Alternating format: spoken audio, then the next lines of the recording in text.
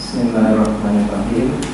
Assalamualaikum warahmatullahi wabarakatuh. Alhamdulillah rabbil alamin, wassalatu wassalamu ala asrofil anbiya'i wal mursalin sayyidina wa maulana Muhammadin wa ala alihi wa sahbihi ajmain. Rabbi shrahli sadri wa yassir amri wa hlul 'uqdatam min lisani yafqahu qawli. Yang terhormati Bapak Kepala Dinas Kominfo, melalui saya bekas genap pejabat di lingkungan Dinas Kominfo Kabupaten Cilacap.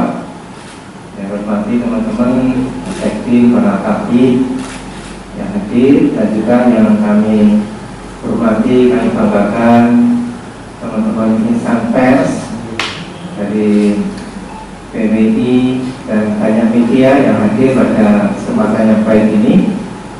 Alhamdulillah, Alhamdulillah, setelah puji bagi Tuhan Yang Maha Kuasa Allah Subhanahu Wa Taala atas limpahan rahmat dan karunia-Nya pada pagi hari ini, kita masih dalam keadaan sehat dan kami terima kasih atas kehadirannya memenuhi undangan kami dari Dinas Pedana dan juga Kominfo untuk melaksanakan press release di Dinas Pedana terkait dengan kegiatan-kegiatan Dinas Pendidikan dan Kebudayaan Provinsi Cilacap di tahun anggaran 2021, dan juga kali nanti sudah ada info terkait dengan kegiatan di tahun 2022 ini. Dan barangkali ini kami pertama melaksanakan tulis di dinas ini karena kami sudah baru 5 bulan bertugas di Dinas Pedana ini. Dan kami belum menyampaikan beberapa informasi terkait dengan kegiatan-kegiatan Dinas Pedana. Kami juga ingin membangun komitmen kebersamaan dengan seluruh insan pers yang ada di Cilacap, baik elektronik, baik cetak maupun online, untuk bisa bersinergi secara positif dengan kami, dengan khususnya Dinas Pendidikan dan Kebudayaan, untuk bersama-sama membangun dunia pendidikan yang lebih baik dan lebih maju ke depan. Memang Dinas Pendidikan dan Kebudayaan ini outcome-nya tidak bisa dilihat untuk 1-2 tahun ke depan. Namun output dan outcome ini Dinas Pedana ini akan terlihat nanti 30, 40, bahkan 50 tahun ke depan. Yang hari ini anak kita masih duduk di sekolah PAUD, TK, SD, SMP. Nanti 40-50 tahun ke depan mereka lah yang akan menentukan masa depan bangsa ini. Oleh karena itu, ini tanggung jawab kita bersama untuk mencerdaskan kehidupan bangsa, untuk memajukan bangsa kita, khususnya di Kota Cilacap, agar lebih maju dan menjadi orang-orang yang bisa berkompetisi di era global nanti. Ya, barangkali kita sudah sepuh semuanya. Kalau saya dikasih umur panjang tambah 40 90 tahun nanti mungkin dapat katakan. Tapi saya ingin melihat anak didik kita yang saat ini duduk di SD, SMP, bahkan PAUD menjadi orang-orang yang membanggakan Indonesia ke depan. Baik, itu saja sebagai pengantar. Dan izinkan nanti untuk soft copy dari paparan ini nanti bisa di-share ke Bapak Ibu semuanya, ya. Jadi mungkin bisa bisa dan nanti tidak perlu ditulis di slide, nanti bisa di-share ke Bapak Ibu semuanya. Kami akan sampaikan bahwa Dinas Pedana ini salah satu di antara beberapa dinas atau OPD yang ada di Kota Cilacap yang tugas pokoknya di bidang pendidikan dan kebudayaan, spesifik memang, namun cakupan aspeknya ini sangat luas, ya. Dan anggarannya pun ini juga lumayan, ya. Kalau dulu saya di Kesbang itu dalam 1 tahun anggaran, ya, hanya mengelola anggaran 10 miliar di Kesbangpol. Namun setelah masuk di Dinas Pedana ini, saya pikir Pak Sekjen salah ketik. Ini enggak kebanyakan angkanya ini. Ternyata kita mengelola anggaran itu 1 triliun lebih. Nah, ini amanah yang sangat berat bagi kita semua tentunya, dan kami berkomitmen untuk menjalankan amanah ini dengan sebaik-baiknya, selurus-lurusnya, agar apa? Agar manfaatnya untuk masyarakat luas semakin maksimal. Ya. Bahwa di Dinas PDAK ini kita mengelola atau terdapat 2020 di Cilacap itu, seperti nanti ini bisa dilihat jumlahnya banyak, dan ini semuanya menjadi tanggung jawab kita semuanya, Dinas PDAK, untuk membina sebagai pendamping dan juga untuk bisa memajukan satuan-satuan pendidikan ini. Itu terkait dengan satuan PAUD sejenis. Kemudian di tahun anggaran 2021 Dinas PDAK ini terdapat 7 program dengan jumlah anggaran 1.120 juta lebih, ya, itu bisa dilihat di paparan. Dan sehubungan kemarin adanya pandemi COVID, ada beberapa yang direfocusing. Yang direfocusing saja ini 25 miliar, ya, yang direfocusing. Kalau mungkin tempat saya bertugas sebelum di Dinas PDAK di Basketball, kalau direfocusing 25 miliar minus ini. Anggarannya hanya 10 miliar. Nah, inilah dinas yang besar ini. Saya mohon bantuan dari teman-teman insan pers untuk membantu kami dalam menjalankan amanah ini, ya. Dan kami sangat terbuka dengan teman-teman semuanya, menyambut baik. Tujuannya hanya satu, untuk melayani masyarakat Kabupaten Cilacap. Dan setelah direfocusing ini misalnya adalah 1.090 miliar lebih, seperti yang terdapat di slide. Dengan rencana umum pengadaan di tahun 2021 itu terbagi 1052 paket kegiatan dengan rincian penyedia 364 paket, swakelola 272 paket, penyedia dalam swakelola 416 paket. Dan bisa dilihat di tabel, itulah banyaknya kegiatan. Dan jujur saya secara pribadi tidak menjangkau ngecek satu persatu 1052 paket. Kalau sehari satu paket perlu waktu 3,5 tahun baru saya itu ngecek. Sehari 10. Ya,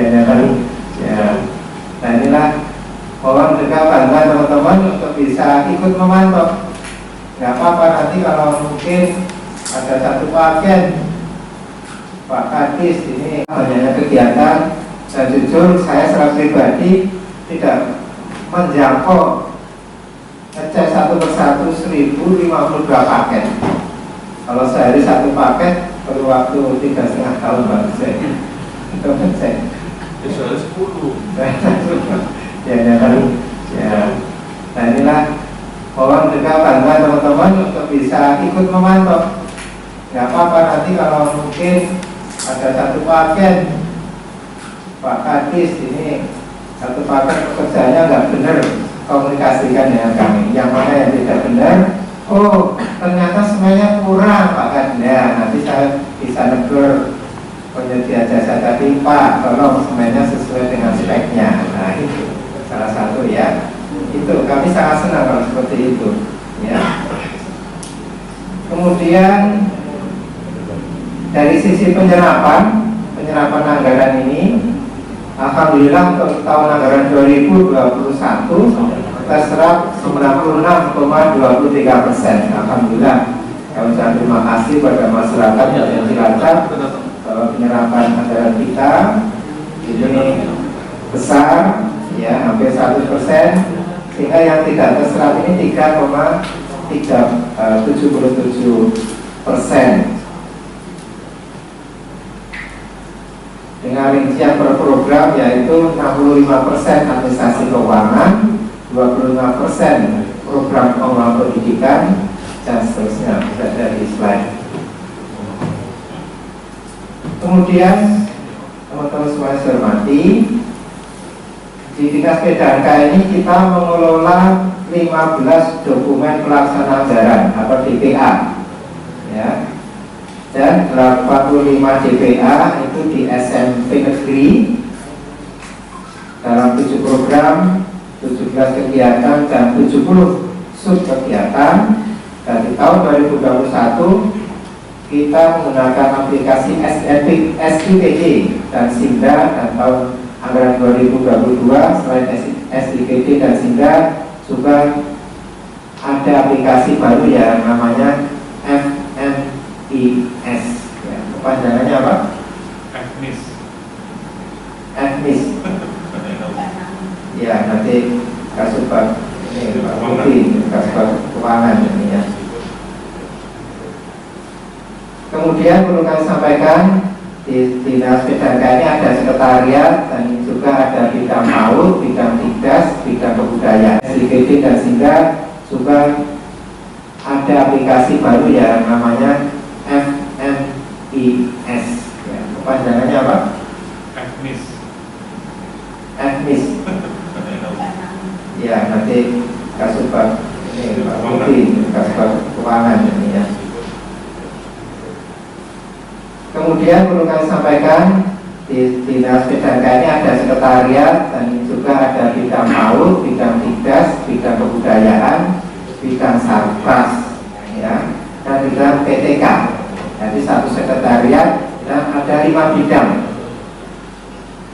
Semuanya diberi amanah yang besar-besar semuanya. Dan inilah nanti akan kami sampaikan satu persatu. Sekarang untuk sekretariat dulu, di mana pada bidang Tidas dulu nih, Tidas. Pada bidang Tidas, salah satu urusannya yaitu bantuan operasional sekolah atau BOS. Ya, ini perlu kami sampaikan. Dengan jumlah sekolah ini ada 1031 sekolah dasar, termasuk negeri dan swasta. Dengan besaran satuan penerimaan anggaran BOS per siswa ini ada atau sebesar Rp900.000. Jadi anak-anak kita yang duduk di sekolah dasar ini satu orang menerima BOS ini per siswa Rp900.000.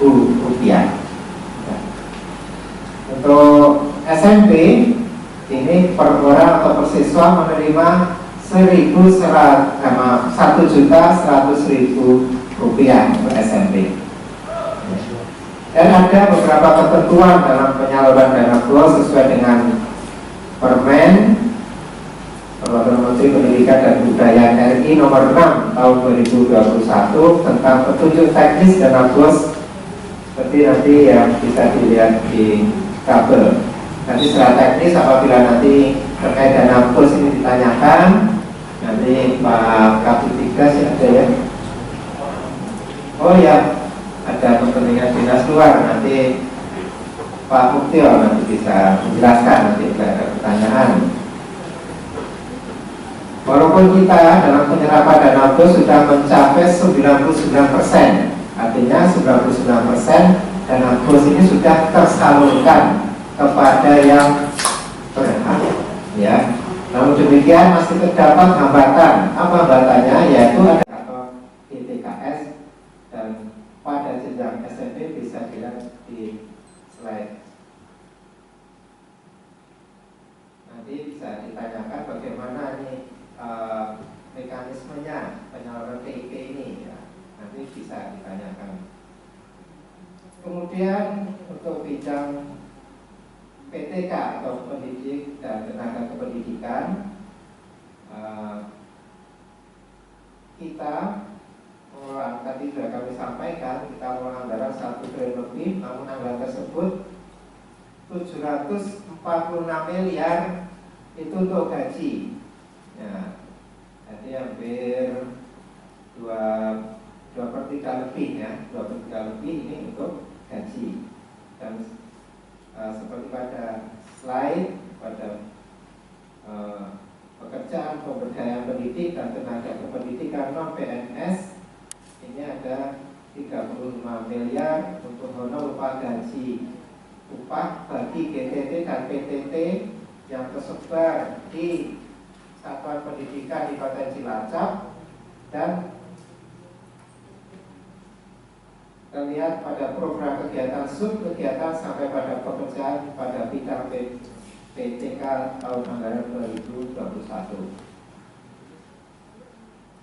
Kemudian terkait dengan ketentuan pemberian upah, ini disesuaikan dengan wilayah seperti pada slide saya dilihat, dengan nominal 610.000 masih ditambah 190.000 sehingga per wiyata bakti itu 800.000 per bulan. Ya. Jadi teman-teman di wiyata bakti itu pun diambilkan dari APBD secara otomatis ya. Ya.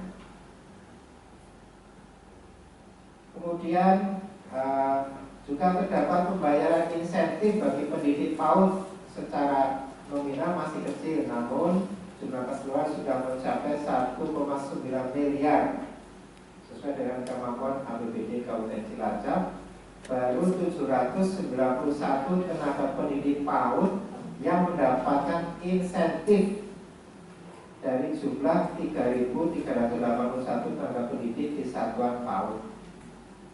Jadi kemampuan APBD kita yang dikelola Dinas PKK ini dari 3.000 lebih tenaga pendidik PAUD, kita baru bisa memberikan insentif kepada 790 tenaga pada APBD sekitar 60%, ya.